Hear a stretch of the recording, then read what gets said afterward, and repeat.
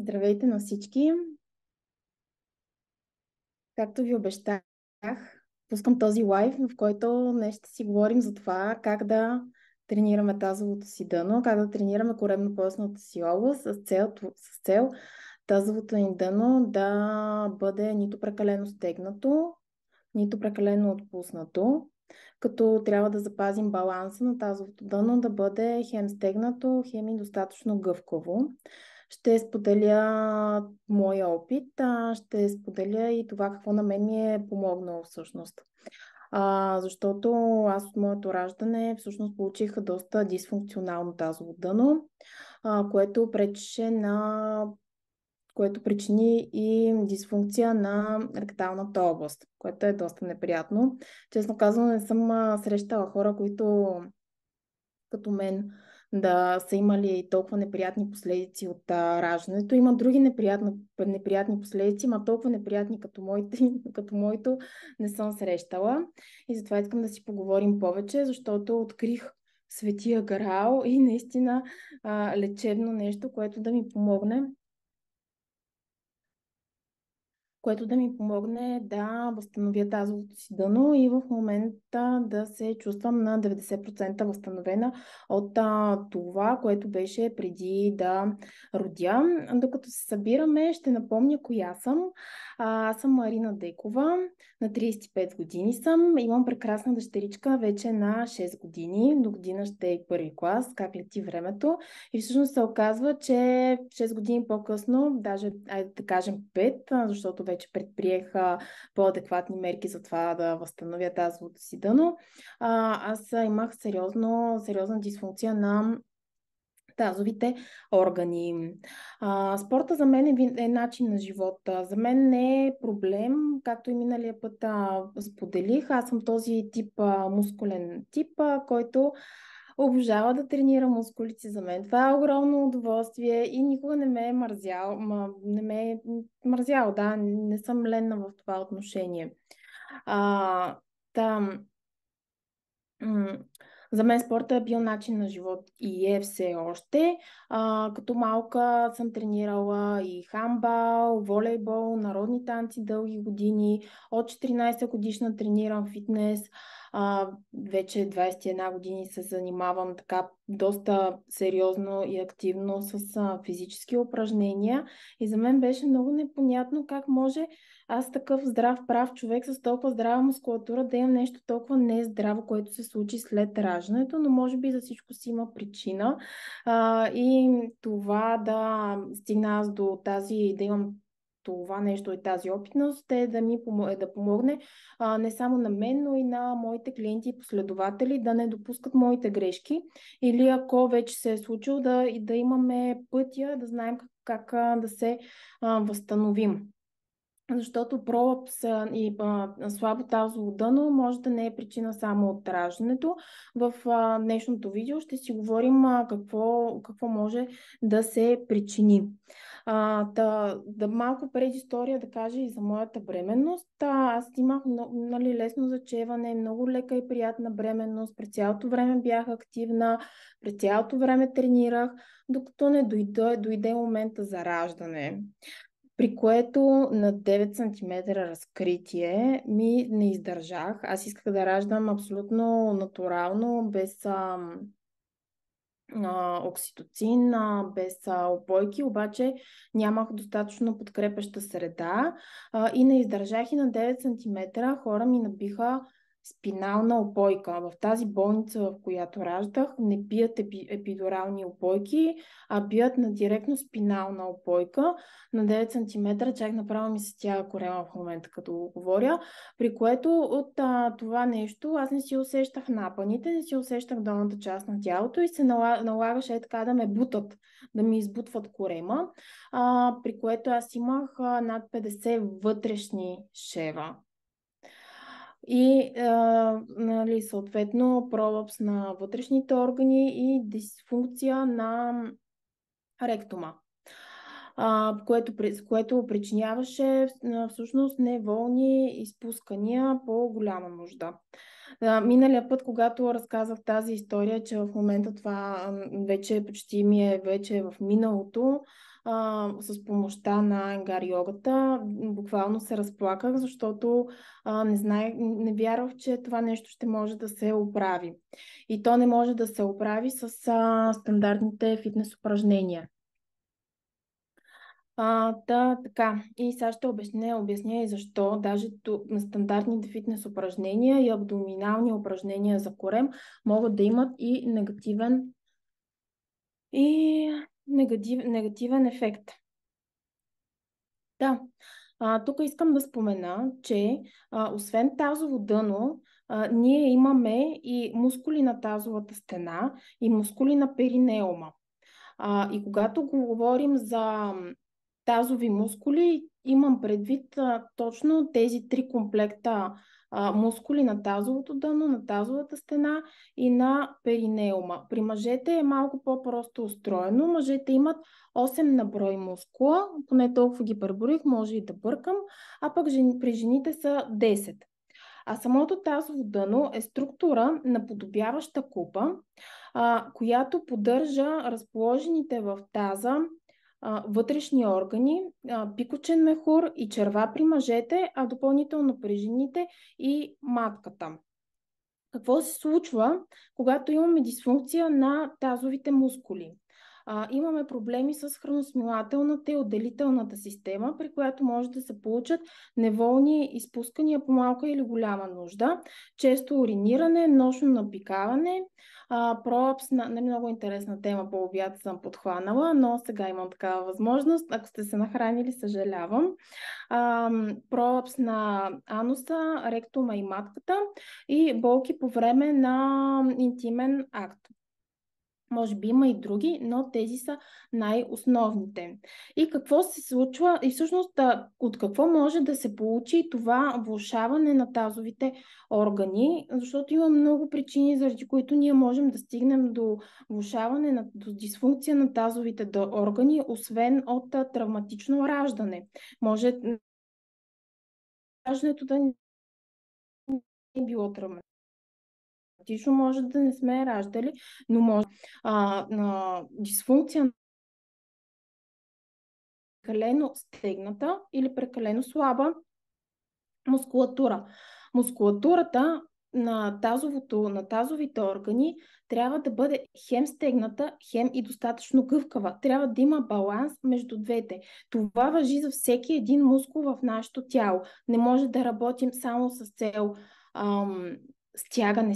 стягане, но не може и да е само с цел гъвкавост. Пък, нали, третата крайност е пък изобщо да не тренираме. И трите варианта биха причинили дисфункция на тазовите органи. Причина друга би била наднорменото тегло, защото това би причинило голямо налягане в тазовите органи и мускули, което също би довело до пролапс на тазовото дъно и на органите. С възрастта, знаете, с напредването на възрастта, ако ние не си тренираме мускулатурата и не полагаме грижи, хем да е стегната, хем да е достатъчно гъвкава, това също може да причини такъв вид дисфункция и пролапс. Друга причина е твърде голяма тежест, големите тежести. Някои жени, които, да кажем, са по-слаби от някое вдигане, прекалено голяма тежест, ако вдигнат, това може да причини пролапс на тазовите мускули, но също така и ако някоя така по-нахакана дама или пък може и да е в под гидата и на треньор. Има и неадекватни треньори. Прекалено големи тежести в залата също може да причинят, ако тялото не е готово да поема такава тежест. Аз и като цяло не препоръчвам жените да вдигат големи тежести. Това в дългосрочен план, гарантирам ви, няма ползотворни ефекти върху женското тяло. Така, друга интересна причина е прекаленото много абдоминални упражнения.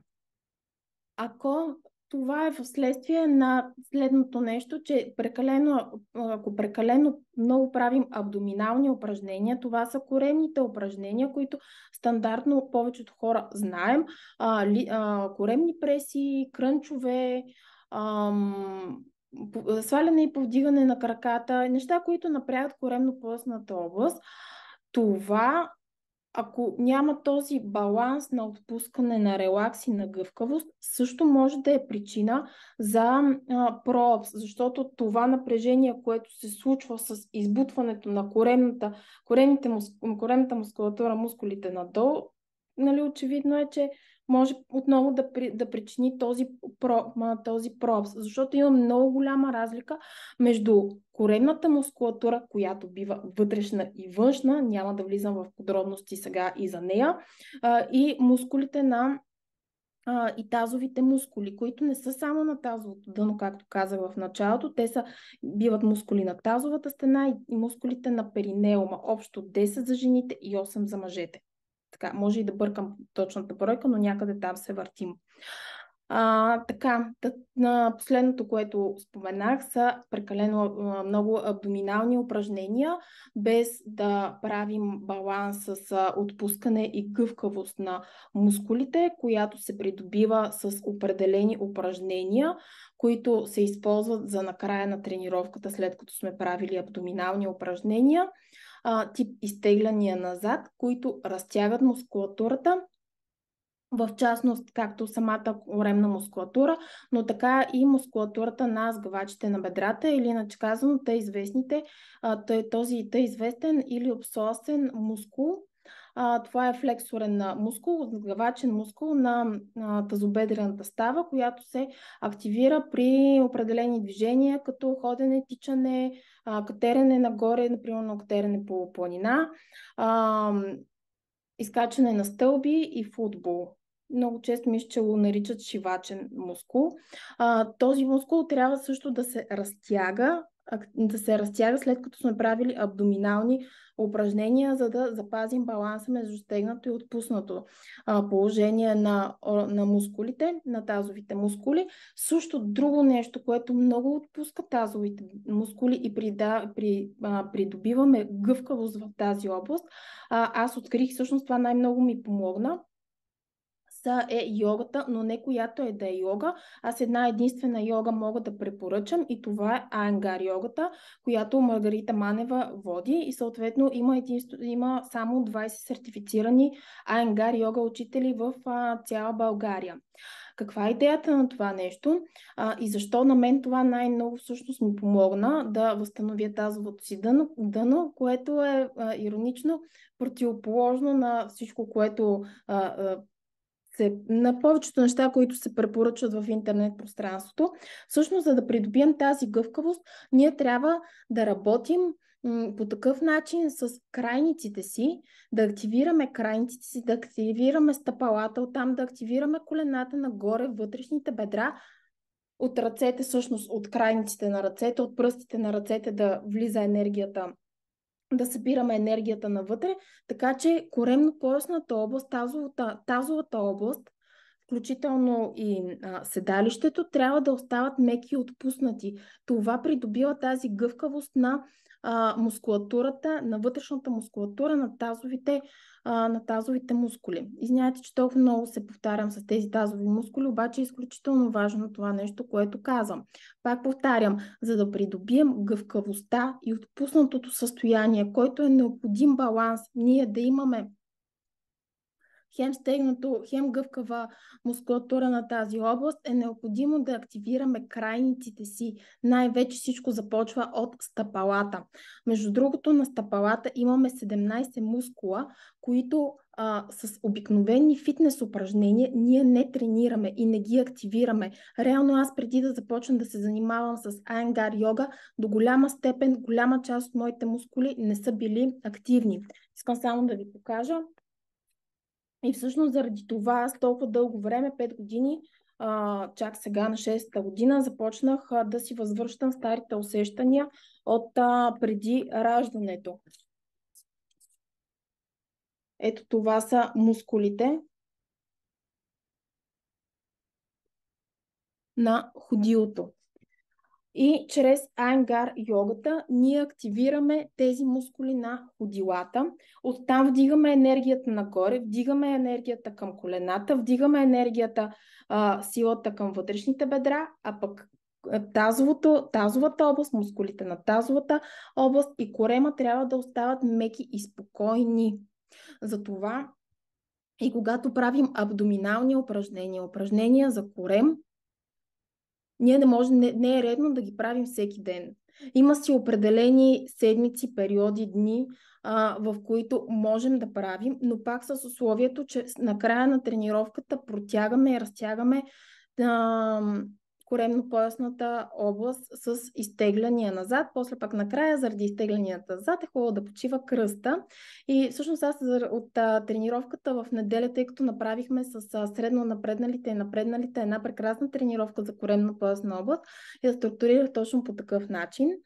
Използвах абдоминални упражнения, като първо започнахме с упражнения за гръб, за задната част на тялото, за да може да балансираме задна и предна част от към сила, и след това накрая направихме няколко изтегляния назад, за да я протегнем, за да протегнем илиопсоаса, и накрая да почине кръста.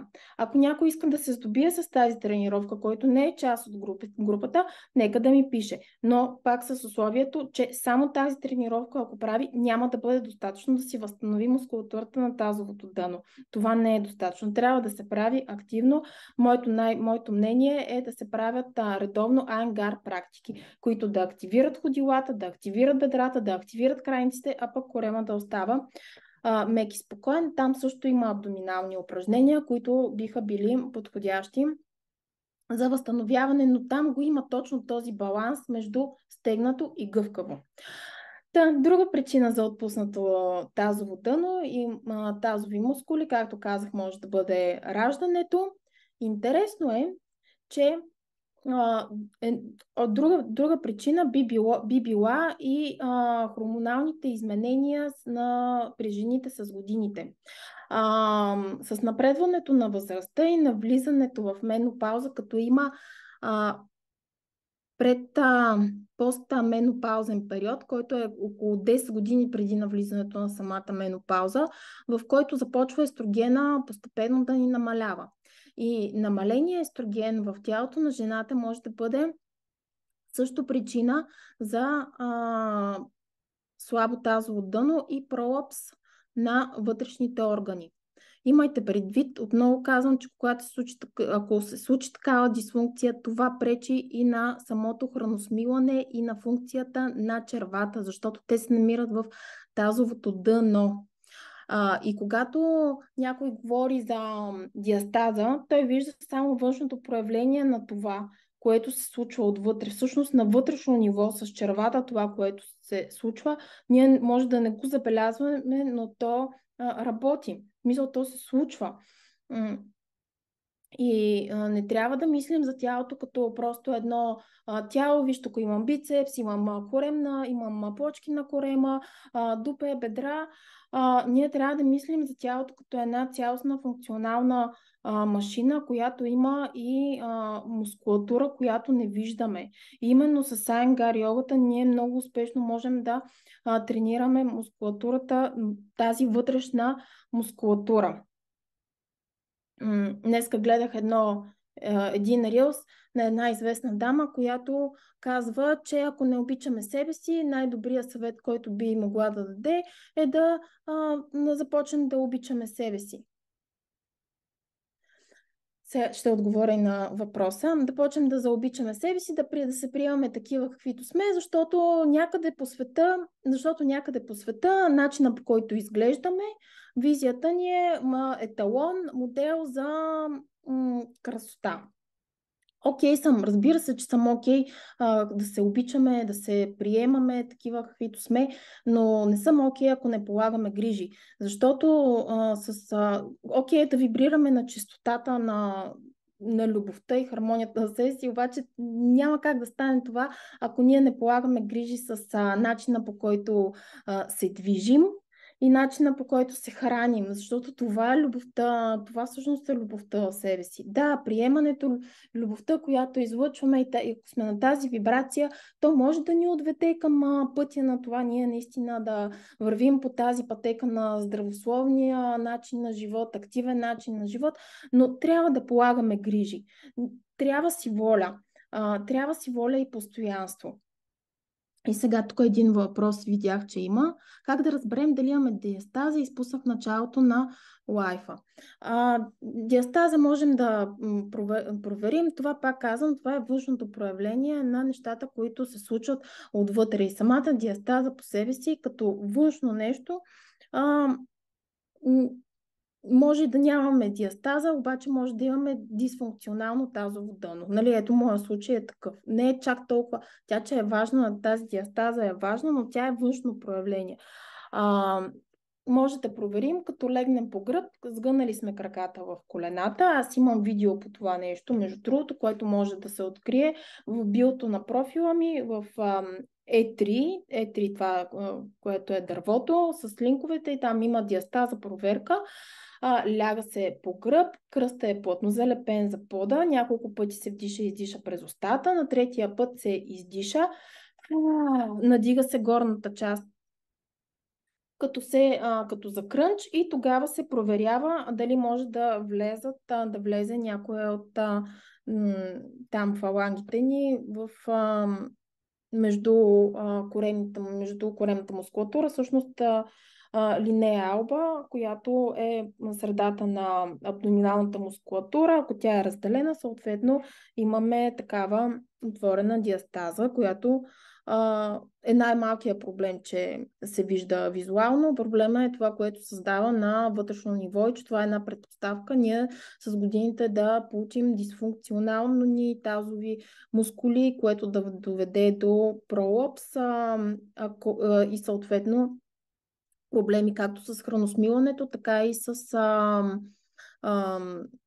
да не можем да удържим неволни изпускания, по-малка или голяма нужда. Така, както казах, последно хормоналните изменения с възрастта, по-малкото естроген в тялото, който се случва още в периода на пред 10 годишния период, преди да навлезем в менопауза, още тогава започва да ни намалява естрогена. Заради това много препоръчвам на жените да приемат хранителни добавки като корен от коприва, защото корен от коприва урегулира естрогена, ако е твърде висок или твърде нисък, съответно урегулира го.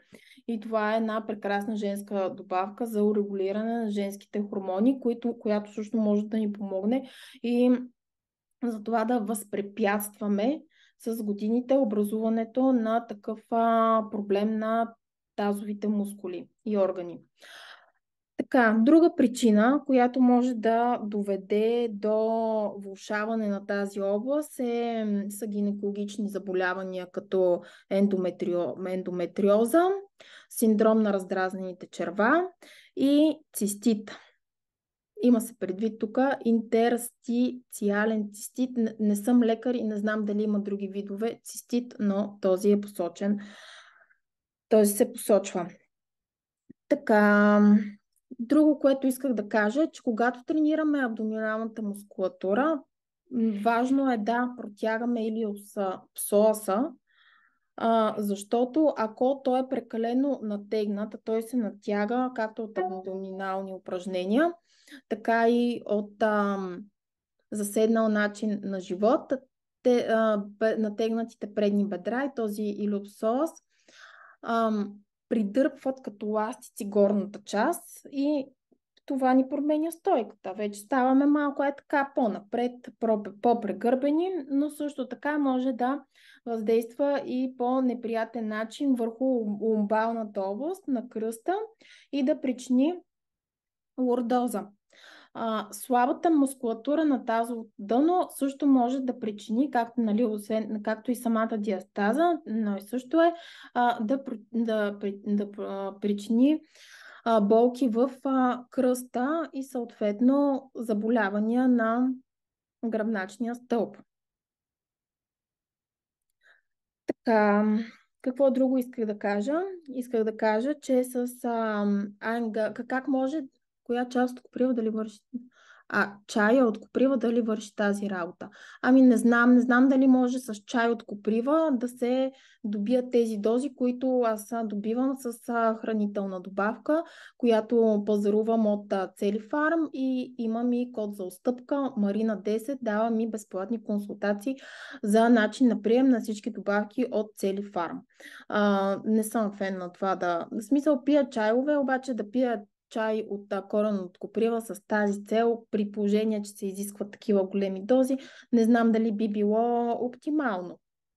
Но за разнообразие, защо не? Иначе съм фен много на билките и пия билкови чайове. В принцип не трябва да се прекалява с чая, защото това може да причини и раздразнена стомашна лигавица. Това е доказано. Така, какво ми помогна на мен да възстановя тазовото си дъно? Както казах, Айенгар йогата. От миналия декември аз тренирам доста активно с Маргарита Манева, както в залата. Там е за по-напреднали, но така и с домашните Айенгар практики, ниво 1.0, 1.2 в момента и препоръчвам, ако не сте се занимавали с йога, да започнете от ниво 1.0. Не препоръчвам други видове йога, защото тази йога специално, Айенгар йогата, се смята за фундамент и основа на всички останали йоги. Вече започвам да имам набито око и виждам хора, които са йога инструктори, как им провисва таза, как има отключен таза, как не има правилно позициониран таза, което това за нашите цели, ако искаме да имаме здраво тазово тъно и функционални органи, трябва да обръщаме внимание на това в каква позиция е таза ни при определени движения. Има хора, които ми казват, нали, тази йога не е за мен, не я усещам като моето, но това според мен има два типа хора. Едните са тези, които са твърде контролиращи. Те са твърде много в ума си, твърде много в контрола и не могат да се отпуснат по този начин и да влязат в телата си и да следват инструкциите, които да им придават една такава по-голяма лекота, разбиране за самите движения. А пък другия тип са тези, които прекалено им е лесно да правят тези йога пози и асани, но това са тези гимнастици, които занимавали в детството си с гимнастика, с балет. Твърде много им е отпусната, разтегната мускулатурата. Те пък от своя страна прекалено лесно влизат в поза, обаче не има активна мускулатурата. При тях не се задейства това активиране на мускулатурата още от стъпалата, защото йогата не е само да се разтягаме. Това е йога хем за сила, хем за гъвкавост. Защото трябва, както казах, мускулатурата на цялото тяло, не само на тазовата област, да бъде хем стегната, хем и гъвкава. Маргарита Манева, ако я видите, тя е с по-голяма мускулатура от мен, а пък се занимава само с йога. Прави тук там някои функционални тренировки един-два пъти в месеца, ама нали, главното, с което се занимава си е тази Айенгар йога. Това са двата типа хора, които според мен не харесват тази йога. Тези са едните, които са твърде много в мозъка си, твърде много шум има тук. Те не могат да следват правилно инструкциите на треньора. Той през цялото време говори. И другите пък, които са прекалено преразтегнати, там няма активна мускулатура, също е дисбаланс. Този вид йога дали повлиява положително и върху нервната система? Да, разбира се, много положително повлиява върху нервната система. Накрая на всяка една практика имаме възстановителни упражнения, както на тялото, така и на самата нервна система. А пък в моите тренировки давам и такива упражнения за възстановяване на нервната система, като ритмични движения. Но йогата е много главно нещо, което помага за възстановяване на нервната система. На мен това всичко най-много ми помага за възстановяване на нервната система, но е път, защото трябва да се изградят тези невронни връзки между мускула и между различните части на тялото, и то не само на външно ниво, ми на едно вътрешно ниво. И докато стигне това нещо, тогава вече може да се усещат тези ползи на възстановяване на нервната система. Друго нещо, което ми помогна да възстановя тазовото си дъно, са енергийни практики с кундалини енергията, както и танц мандала. Танц мандала, движенията с таза, които се правят с танц мандала, това е енергийна женска практика.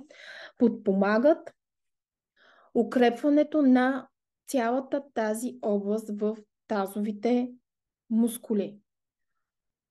Правят се с таза едни осморки в различни равнини, в 2D, в 3D пространството, с което се на физическо ниво се укрепва мускулатурата и органите в тази област.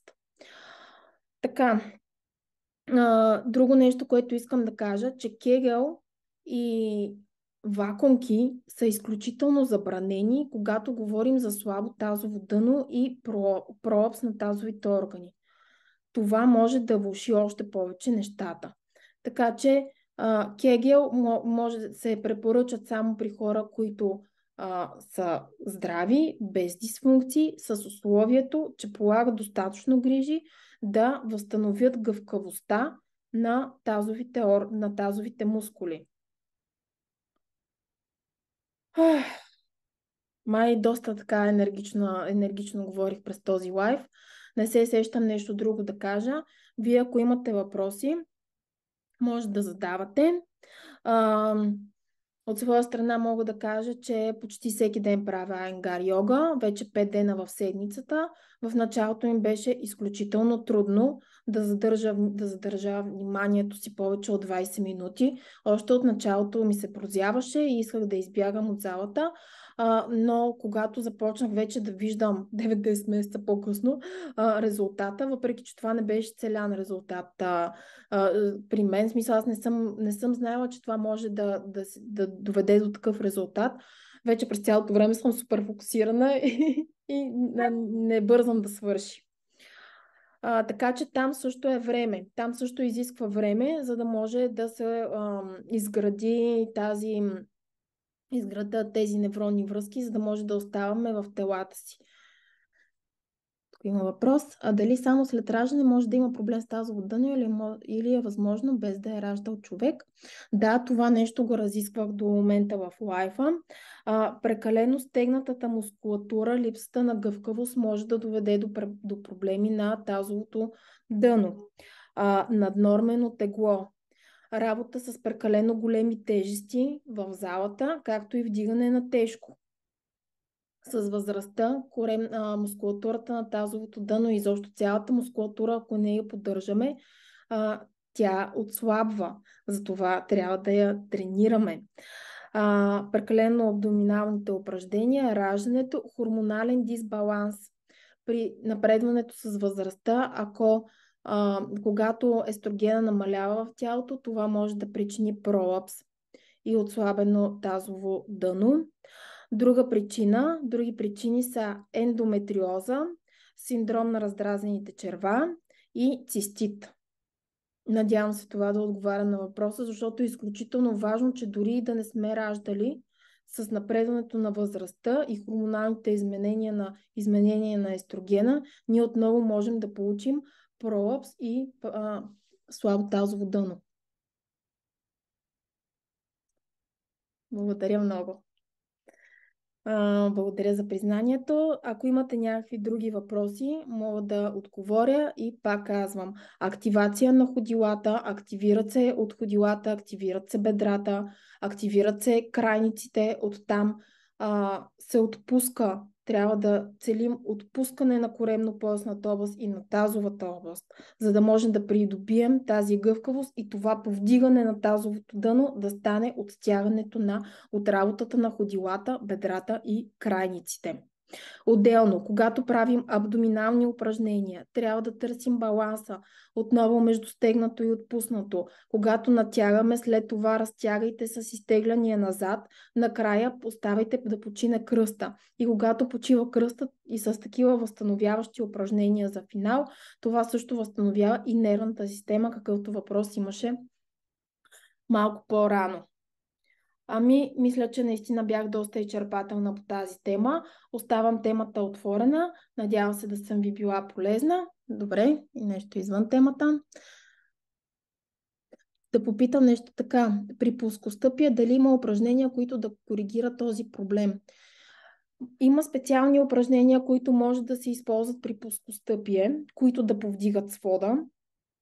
Но това, което откривам аз, което е най-работещо за повдигане на свода, е Айенгар йогата.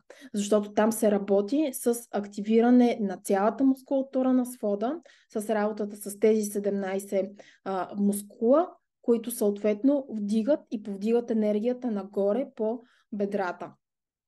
Колена, нали, долната част, подбедрицата, колена, целите бедра. Така че ако някой има плоскостъпие, съвсем е възможно с годините, ако не полага грижи за това нещо, да получи и дисфункционално тазово дъно.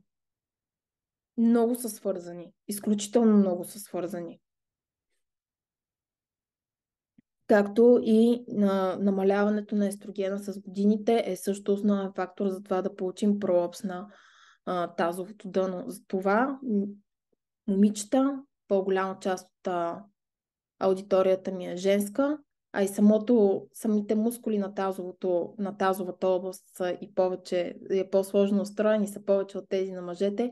Полагайте грижи и ще се радвам да ми пишете и ако желаете да се включите в някоя от двете програми на Маргарита Манева. През цялото време имате достъп до Viber общество, постоянно сме на линия с Маргарита, постоянно имате нашата подкрепа.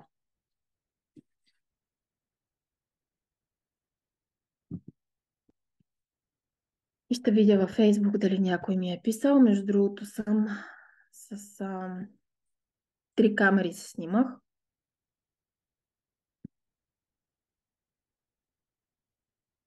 Добре, във Фейсбук нищо никой не е писал. Не знам дали е останал там изобщо лайфа.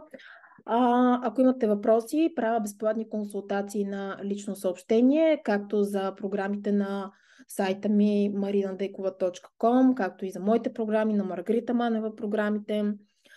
Индивидуални безплатни консултации с цел по-здравословен, активен начин на живот и прием на хранителни добавки с някой от дистрибутори, така да ги нарека, с които работя. Не дистрибутори, не мога да изчезна и вече мисълта. Наживо ли се правят упражненията или може на запис? Йога.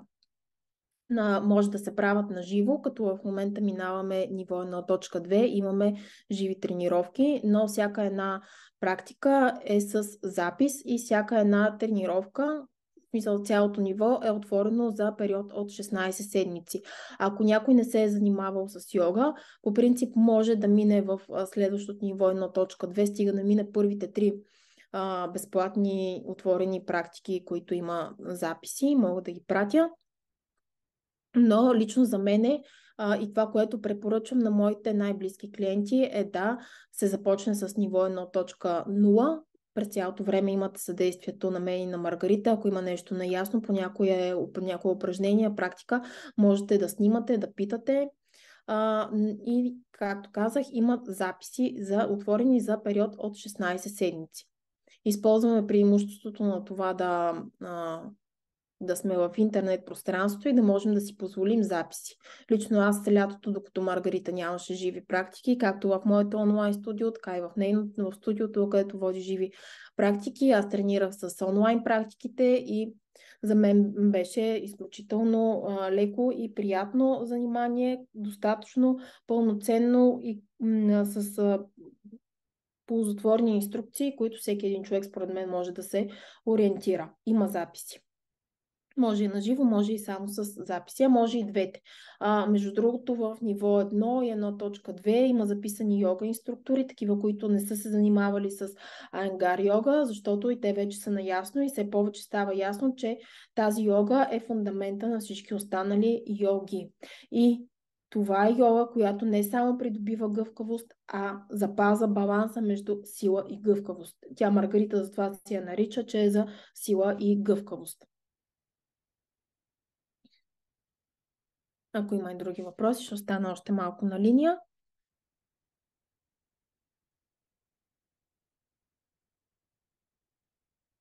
И май няма. Ако все пак нещо се сетите да ме питате, на разположение съм на лично съобщение за безплатни консултации. Аз си отговарям за социалните мрежи, така че може да разчитате и на конфиденциалност. Прекрасен следобед от мен. Аз съм изключително доволна от този лайв, който направих. Мисля, че беше много пълноценен към информация и ви пожелавам прекрасен следобед. Чао!